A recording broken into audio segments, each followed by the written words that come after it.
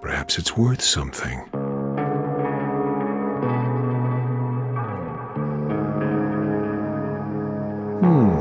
Poisonous charms.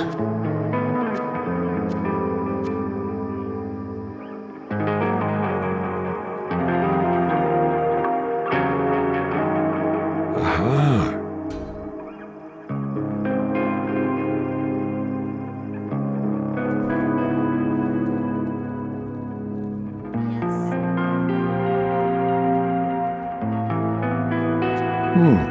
From trash to treasure.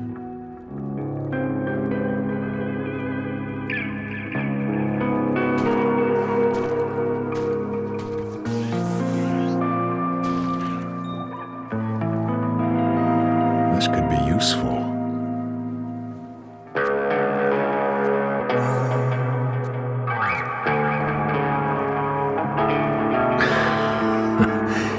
Is that all of them?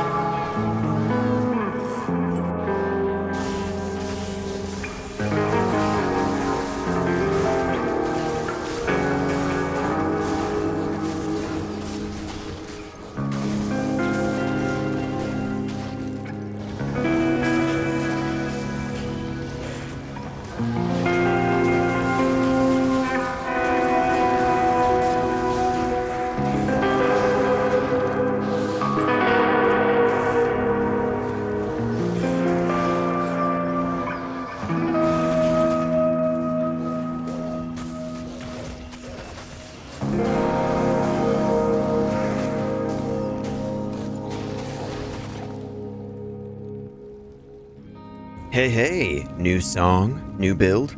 What do you think? Toxic Multishot Druid. Several gear setups on this. If you noticed, I had different gear on when I fought Diablo. And then I also have pre-buff gear, and then there's the gear I used for using Multishot. And I really tried to make this work as good as possible, and it does work. The only problem is you do have charges to repair.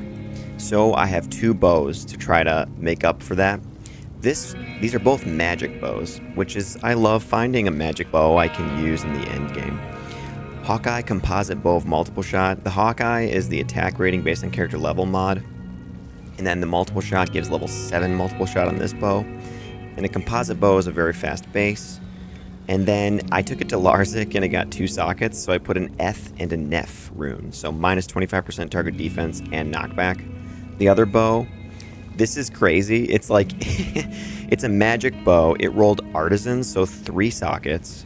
You can't get 3 sockets at Larzik on a magic bow. And then it rolled multiple shot, level 8, which is the highest you can get, I'm pretty sure. Maybe you can get level 10 somewhere. I don't think so, though. Level 8, I think, is the highest. Anyway, it got 3 sockets for the artisans, so I put in 2 shale runes and an Eth rune. So 40% increased attack speed, minus 25% target defense. With the faith on our mercenary, we do get to a really fast breakpoint. Might even be one of the last ones, actually. So anyway, faith on the mercenary, 15 fanaticism in a shadow bow. She also has a faceted armor for lightning, spec'd into lightning, and then a dream helm for more lightning damage. Confused when struck is kind of nice, goes off once in a while. We have a lot of minions, so it doesn't happen all the time. But anyway, she gets a nice chunk of damage into lightning, and then she's explosive arrow. So she also has fire damage and lightning. And then we do poison damage, and then we have our minions spec'd into physical. So we have 20 points Grizzly, 20 points Direwolf, 20 points Heart of the Wolverine, 12 base points into Carrion Vine. That really helps us sustain, since we can't life leech very well with a bow that does no physical damage, you know? And then we have 13 points into Hunger, and it says attack rating 220%, lifesteal 173%, mana steal 173%, damage minus 75%. And then we have 1 point Fury, 1 Rabies, 1 Feral Rage, 4 base points making level 9 Werewolf, and 1 base point for Lycanthropy. So for the rest of the gear, the Artisan's Tiara of Speed, you've seen this on my other poison builds. Perfect facets, and it's got the Run Walk modifier.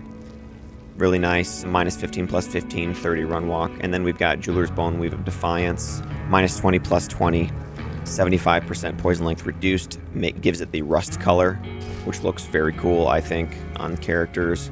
One of the coolest looking armors in the game. The poison length reduced by 75 is also kind of underrated. It really does help get rid of poison a lot faster, and you don't really notice it until you start using this kind of stuff more. High Lords for the attack speed, the 1 to skills. It doesn't really help us in this build, and neither does the Deadly Strike, but we also needed some resistances, so 35 Lightning Res, I took that. And then we have Trangs for the poison damage. You can see our poison damage goes up when you put Trangs on. Same with this, same with this. And then we have all the charms, all the poison charms here. Went through all of them. Basically, you just want everything to be 175 or higher on a small charm, and you're pretty good. We got a perfect 2020 Annihilus charm, and I got that on this character. D-Clone actually spawned. I have a picture of it. And he dropped a 2020 9% XP Annie. So I put it on the character. And then we've got a 1616 Druid Torch. What sucks about the Druid Torch is that when the Firestorm goes off, it interrupts our poison. But I really needed the resistances and the stats and stuff, so I just decided to use it. And then I decided not to use a Sunder Charm and just kind of target areas that didn't have poison immunes. If I do run into poison immunes, though, the Mercenary does physical damage, fire, and lightning. Our Heart of the Wolverine is level 50. The Wolves and the Bear do a lot of damage as well. So we have a Ravenfrost for a ring. Pretty good roll, 248, 19 dex. We've got just a crafted ring. I needed more lightning res. So this has 9 lifesteal, 4 strength, 8 energy, 17 life, 5 mana, 23 lightning res. And then I opted for Hsarus's 2 pieces. On the boots, you get 890 to attack rating. That's based on character level. So we're getting a big chunk of attack rating from Hsarus's and from the Ravenfrost. And then we have negative target defense on both of our bows, so an Ethrune in each of those. The mercenary uses inner sight, which reduces enemy defense by a flat 1500 as well. So let me show the pre-buff. Alright, so here's the pre-buff. We can do a call to arms if you want. So we can get one more skill. We've got Mang Songs. I've got a helm that's 4 to Heart of the Wolverine, 5 to Direwolf, 3 to Summoning, 1 skill here for the Viper Magi, a Stone of Jordan, Arachnid Mesh, and then I have Summon Skillers across the board, Torch and Annie. Okay, so that gives us a level 49 Heart of the Wolverine. I can get it higher if I get 2 skills here and another ring, but those are on some other characters for now, so I just am using this. This is good enough. The Heart of the Wolverine at level 49 gives us 356% enhanced damage and 361% attack rating. So that really does buff up our mercenaries damage and all of our minions, the grizzly and the wolves. So here's the dire wolves at level 50, 2800 damage before Heart of the Wolverine. And then we've got a another helm for 5 to grizzly for level 50 grizzly, which does 7300 damage.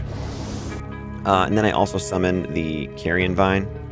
At this level, it heals 42% life. So that's pretty nice. That really chunks up our life. And then what I do with the Spirit Wolves, though, is I actually don't pre-buff summon them. I use them as decoys. Here's some footage of me just using the Spirit Wolf decoys and then just killing some like elite packs and stuff. So I'm going to demonstrate that for a little bit, and then I'll show the other setup that I used against Diablo.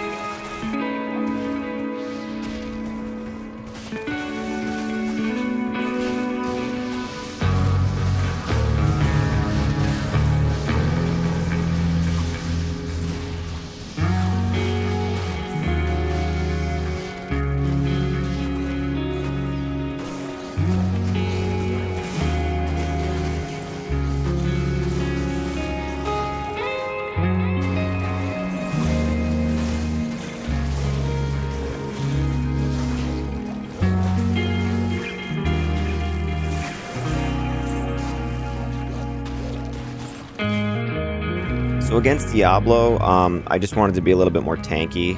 So I put on a Stormlash with a Gurgri Sanctuary. This gives you damage reduction and magic damage reduction and all res. And then I have a all res jewel in this G-Face. And then I put on the Viper Magi for more all res and magic damage reduced. So when I put all that on, our res is pretty much capped out everywhere. You know, it's pretty decent.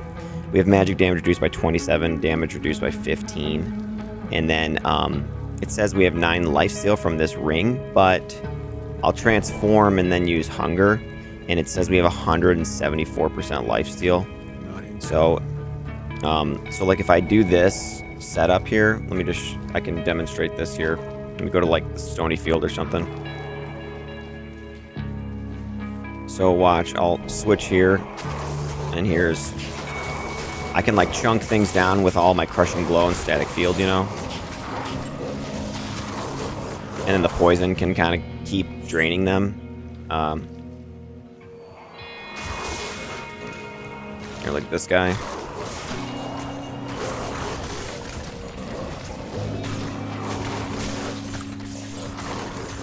See, it kind of, like my life and mana are just always capped out when I use this.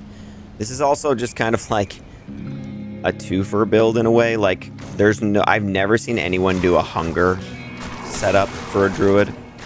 So this is like, hey, like unique ring.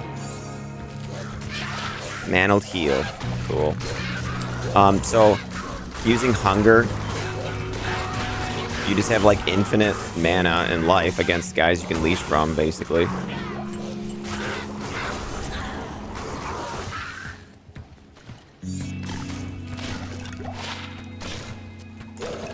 Whoa. That was a good charm. 3% faster run walk, 17 mana. So here you can see these guys, the poison actually takes them down still. Even though I don't have the facets on.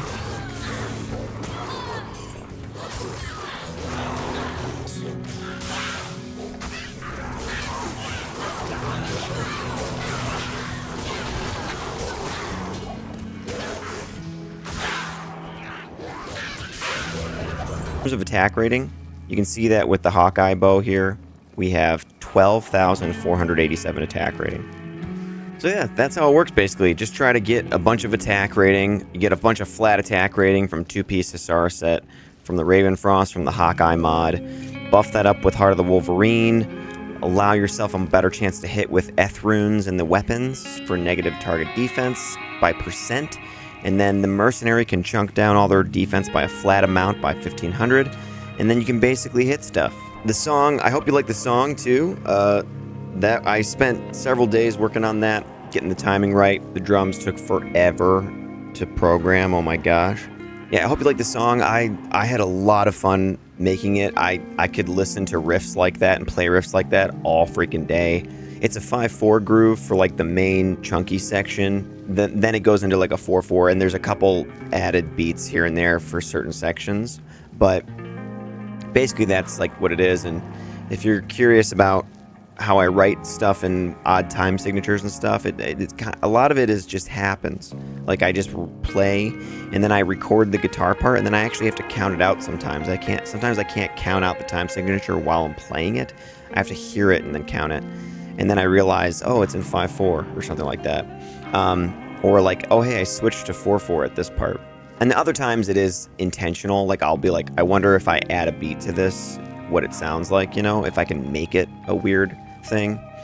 But this one wasn't that. This one just kind of came out that way with switching time signatures and stuff. So I hope you liked it. I actually liked it so much that I wanted to continue the song and just make it even longer and longer, and it was taking a long time to put it together. So yeah, anyway, so Path of Exile 2 is coming out soon. I'm so excited.